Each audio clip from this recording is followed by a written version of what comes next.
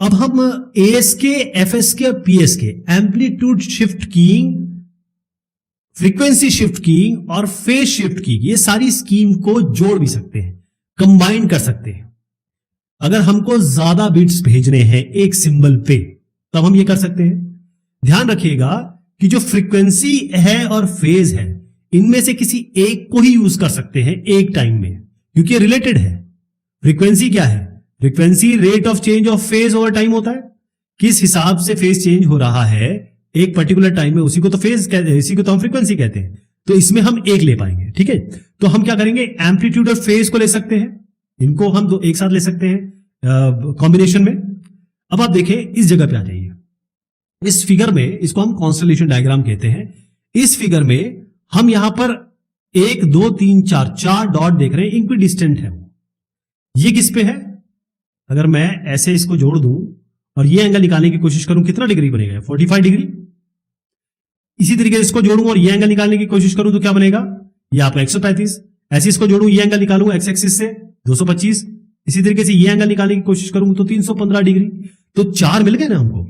इसका मतलब ये है जो फेज है इस डॉट का वो क्या है? वो ये है कि जो ओरिजिन, इस ओरिजिन से ये एंगल बना रहा है पॉजिटिव एक्स एक्सिस से, इसी को हम फेज कहेंगे। एम्पलीट्यूड क्या होगा? एम्पलीट्यूड होगा यहां से इसकी जो दूरी है, इसकी जो दूरी है इसको हम एम्पलीट्यूड कह लेंगे। और मैंने आपसे कहा कि एम्पलीट्यूड और फेज दोनों यूज कर सकते हैं, है ना। तो इस तरीके के जो डायग्राम, ये अलग अलग डायग्राम जो देख रहे हैं, इसको हम कहते हैं कॉन्स्टलेशन डायग्राम। अब आप इसको थोड़ा सा बढ़ा दीजिए। यहां पर 4 डॉट है, यहां पर कितने डॉट है? 16 डॉट है। अब इन 16 डॉट में हम क्या कर सकते हैं? यहां पर आपके 4 डॉट देख रहे हैं, ये कहां से आए हैं? 2 2 4। तो ये 2 यानी कि एक साथ आप 2 बिट्स भेज सकते हैं। 0 0 0 1 1 1 0 0 इस तरीके से भेज सकते हैं। ये 16 कहां से आए? 2 की पावर 4 से आए हैं। तो एक साथ आप 4 बिट भेज सकते हैं, यानी 0 0 0 1 0 1 0 0 ऐसे तमाम 16 कॉम्बिनेशन बनेंगे, ठीक है जी। तो 16 कॉम्बिनेशन किसके? केवल फेज के नहीं, एम्पलीट्यूड के और फेज के दोनों के हम यूज करेंगे। और इसी मॉड्यूलेशन स्कीम में, ये वाला जो मॉड्यूलेशन स्कीम है, इसी के तहत हम एक सिंबल में 4 बिट भेज सकते हैं। इसी को हम कहते हैं क्वाड्रेचर एम्पलीट्यूड मॉड्यूलेशन या QAM 16। अब इसको समझने की कोशिश करिए, काम कैसे करता है। काम ऐसे करता है कि ये जो डॉट है कितनी दूरी पे है? ये इतनी दूरी पे है। तो जब हमको 0 1 0 1 भेजना होगा तो ये एंगल कितना बना रहा? 45 डिग्री। तो एंगल हो जाएगा 45 डिग्री, यानी कि फेज हो जाएगा 45 डिग्री। और डिस्टेंस कितना हो जाएगा? एम्पलीट्यूड कितना हो जाएगा? यहां से यहां तक A, एक A मान के चलते हैं, है ना। एक एग्जांपल ले रहा हूं मैं। बेसिकली ये A जो है 1/√10 है, तो मैं इस डिस्टेंस की बात कर रहा हूं। फॉर एग्जाम्पल आपको भेजना है, मान लीजिए ये 0 0 1 1 0 0 1 0। तो क्या होगा? आप इसको देखिए कितना एंगल बना रहा है। यहां से आते हैं, कितना एंगल है?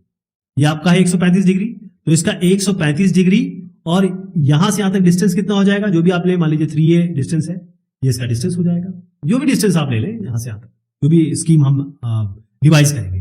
तो हर एक एम्पलीट्यूड और फेज के कॉम्बिनेशन पे 4 बिट भेज सकते हैं। इसी को हम QAM 16 या क्वाड्रेचर एम्पलीट्यूड मॉड्यूलेशन कहते हैं। यहां पर हो गया 64 कैसे बना आपका? इसका मतलब बना 2 की पावर 6, है ना जी।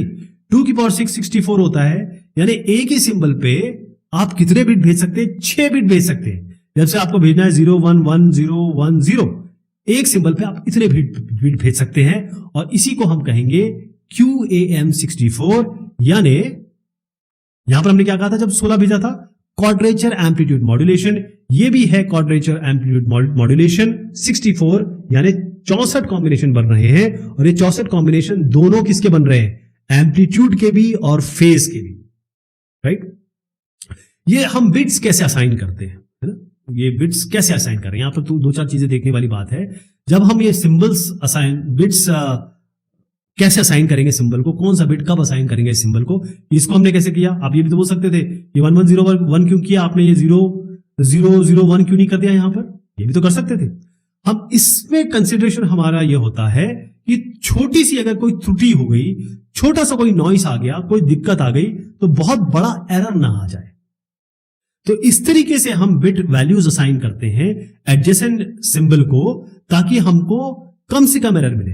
तो हम कॉन्जिक्यूटिव बिट वैल्यू को आसपास के सिंबल में असाइन करते हैं।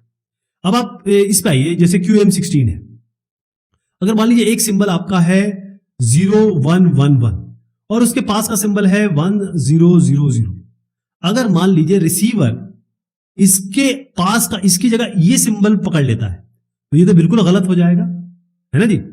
तो सॉल्यूशन इसका ये है कि हम इसको ऐसे असाइन करें। आप देखिएगा कोई भी इसके पास में है, जो भी इसके पास में होगा, जो भी आसपास में होंगे, उनके बीच में केवल एक बिट का अंतर होगा, और एक बिट के अंतर वाले बिट कॉम्बिनेशन को हम कहते हैं ग्रे कोड।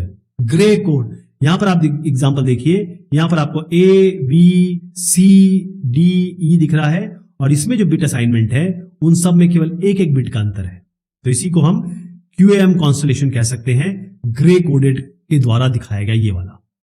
ग्रे कोड मतलब एक ही बिट का एरर हो, तो अगर बाई चांस कोई एरर आता भी है तो ज्यादा बड़ा एरर नहीं आएगा।